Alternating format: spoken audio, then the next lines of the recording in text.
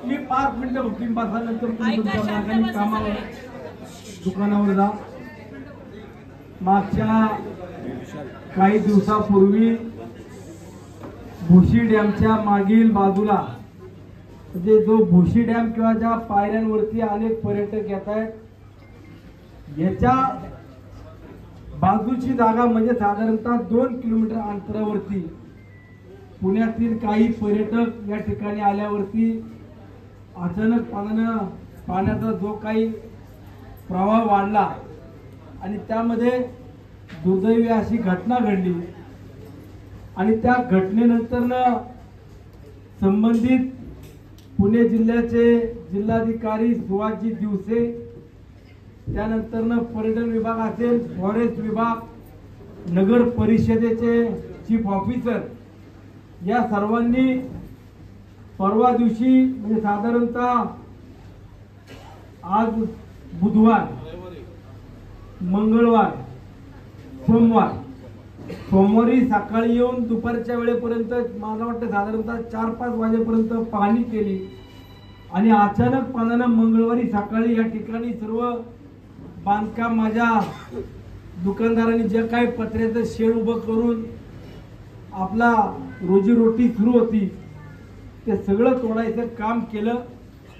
मी पहिल्यांदा पुणे जिल्ह्याचा जिल्हाधिकारी सुहास दिवसे यांचा जाहीर निषेध करतो।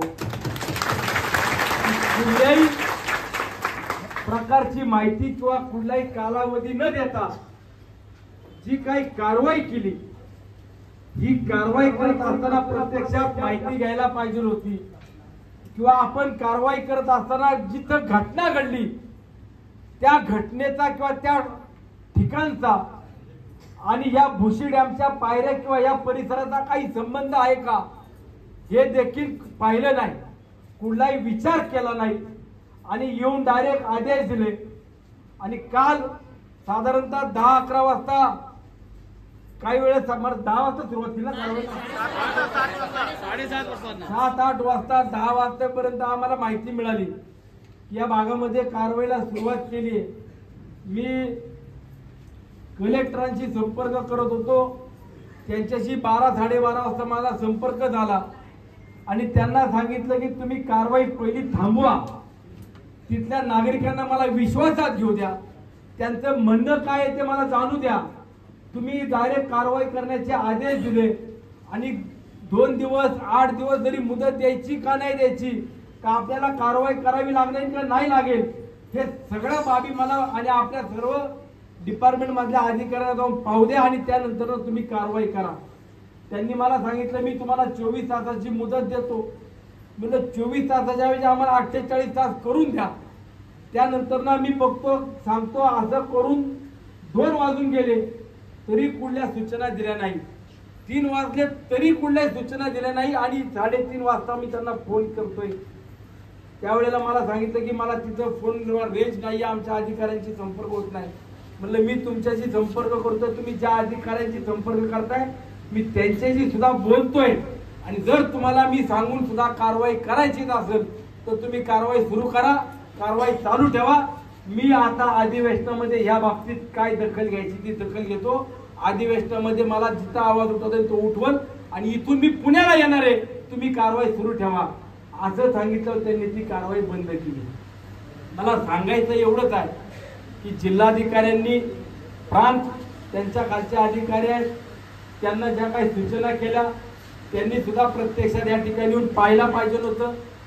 चीफ ऑफिसर सीओ यांनी सुद्धा बिना आखल्यासारखं काम जे काय केलेलं आहे त्यांना सुद्धा माझं सांगणे की तुमच्या मालकीची जागा कुठली आहे, नगरपालिकेच्या हद्दीतली जागा कुठली आहे, रेल्वे विभागाची जागा कुठली आहे किंवा धरण क्षेत्रातली जागा कुणाच्या मालकीची आहे, याचा सुद्धा आपण सर्व प्रकारे अभ्यास करायला पाहिजे होता। आपण तो देखील पाहिले नाही। आपल्या बापाची मालमत्ता किंवा आपल्या हातात कायदा आहे या पद्धतीने जो काही मजुरी केली तुम्ही, तर चीफ ऑफिसर कुठे आहे? चीफ ऑफिसरला बोलव, तुम्ही जी काय मजुरी केलेली या ठिकाणी आहे मी त्याचा नक्कीच तुम्हाला हिशोब चुकता करायला लावणार। तिथं पुढे अजून तरी तुम्ही ऐकावं, कारण नसताना कारण नसताना तुम्ही चुकीच्या पद्धतीनं कारवाई केल्या. तुम्ही रेल्वेचं नाव पुढे करून तुम्ही कारवाई केलेली आहे. या आता मी बोलतोय ना, मला सगळी कल्पना आहे. मी काल या माणसाला फोन करतो, हा जागीरदार माझा फोन उचलत नव्हता. हिशोब चुकता करणार मी, तुला लक्षात ठेव. मी तुम्हाला आज सांगतो, 2 दिवस फक्त मला मुदत द्या. आज बुधवार गुरुवार जाईल, फार तर शनिवार पर्यंत तहसीलदारांनी चीफ ऑफिसरनी या ठिकाणी यायचं. 2 दिवसाच्या आत मार्किंग करून द्यायच्या. मी सगळ्यांना विनंती पण केलेली आहे, जे भिंतीला लागून तुमचं बांधकाम असेल किंवा भिंतीला लागून वरती जे काही स्टॉल आहेत ते वरचे 2-3 स्टॉल तिथले काढायचे. पण बाकीचे खालचे जे स्टॉल आहेत ना, ते सगळे स्टॉल बांधायला नगरपालिकेने किंवा सुनील शेळकेनी सगळे पत्रे, अँगल आणि कॉन्क्रीटचं अख्खं मटेरियल यांना मोफत द्यायचं. 2 ते 3 दिवसामध्ये हे जागा निश्चित करून देतील. माझी तुम्हाला विनंती आहे, आम्हाला या बाबतीत समंजसपणाने जे काम सुरू आहे, आम्ही जे काही शांततेत करतोय, कारण नसताना चुकीचा पायंडा पाडू नका. गेले अनेक वर्षापासून 4 पिढ्यांपासून इथं असलेल्या लोकांच्या रोजीरोटीवरती 12 महिन्यातले फक्त 4 महिने रोजीरोटी करतात, त्याची सुद्धा तुम्हाला कदर राहिली नाही. ज्या ठिकाणी भोशी डॅम हा लोणावळा शहरातलं मुख्य ठिकाण, जे पर्यटनासाठी असलं ठिकाण आहे, ते तुम्ही बंद करायला निघालाय. याच्या मागचं षडयंत्र काय असेल, कुणाला जागेवरती कुणाला कॉन्ट्रॅक्ट घेऊन काय ताबा मिळवायचा असेल तर तुम्हाला सगळ्यांना सांगतो, तुम्ही फक्त माझ्या मागे उभं राहायचं, पुढे काय करायचं तुम्ही करायला पाहिजे. आपण कुठल्याही प्रकारे भयभीत होऊ नका. तुमचं जे काय नुकसान झालं, मला जर नुकसान झालं असेल त्याच्यात जर काही अधिकची मला मदत करता येईल तर मी करीन.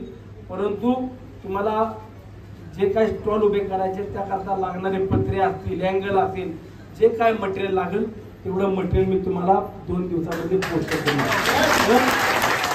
फक्त मला जागा एका बाजूने निश्चित करू द्या. एक ठिकाणी फक्त मला जे चुकीचं वाटलं, जिथं पाण्याचा प्रवाह वाहतोय पण त्या प्रवाहाच्या मध्येच कुणीतरी ते आपण काय होतं विकायचं जे कुणी उभं केलं होतं, तेवढे फक्त 4-5 दुकानदारांना विनंती की पाण्याच्या प्रवाहात कुणी आणू नका, नाहीतर त्या 4-5 जणांमुळे आपल्या बाकीच्यांना अडचणी होती. आणि दुसरं, आता ज्या काय वरच्या कारवाई झाल्या त्याच्यात नुकसान भरपाई द्यायची, पण इथून खालच्या प्रायव्हेट आमच्या बापाच्या मालकीच्या जागा आहेत, माझ्या दुकानदाराच्या स्थानिकांच्या, एक जरी पत्राला हात लावला, एकाही गोष्टीला कोणी हात लावायचं नाही.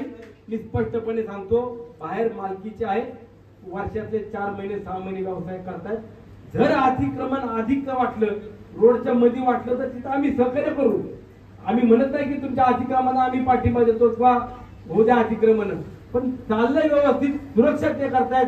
कुणी पाण्यात व्हायला लागला, कुणी पडला तर ते दुकानदार जाऊन धावपळ करून तिथं त्याला वाचवण्याचा प्रयत्न करतायत. ट्रॅफिक झालं तर ते स्वतः मदत करतायत. आणि म्हणून मला तुम्हाला विनंती करायची, लोणावळा शहर जर माझा पर्यटनाचा असेल, माझ्या लोकांचा स्थानिक भूमिपुत्रांचा रोजीरोटीचा प्रश्न जर या पर्यटनावर असेल तर याला गालबोट लागून देऊ नका. यांचं अस्तित्व तुम्ही अडचणीत आणण्याचा कुठल्याही अधिकाऱ्यांनी प्रयत्न करू नका. सरकार कोणाचे गेलं फाट्यावरती, गेलं खाट्यात, आम्ही रस्त्यावरती उतरलो.